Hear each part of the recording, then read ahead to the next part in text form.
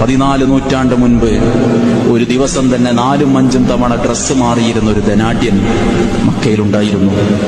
അദ്ദേഹം ഉപയോഗിക്കുന്ന സുഗന്ധം അതാസ്വദിക്കാൻ സ്ത്രീകൾ തെരുവോരങ്ങളിൽ കാത്തു നിൽക്കാൻ മാത്രം സമ്പന്നതയിൽ കഴിഞ്ഞൊരു ധനാഢ്യൻ, സൗന്ദര്യമുണ്ടായിരുന്നൊരു വ്യക്തി മിസ്അബ് ഇബ്നു ഉമൈർ റളിയല്ലാഹു അൻഹു ആണ്.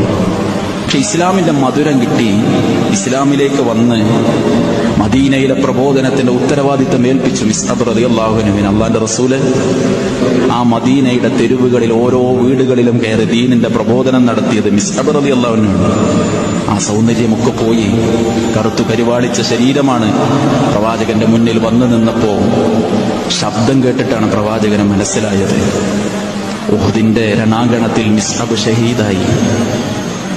ഷഹീദായ ആളുകളെ മറവ് ചെയ്യാൻ നബി സല്ലല്ലാഹു അലൈഹി വസല്ലം മിസ്അബ് റളിയല്ലാഹു അൻഹു ബാക്കി വെച്ച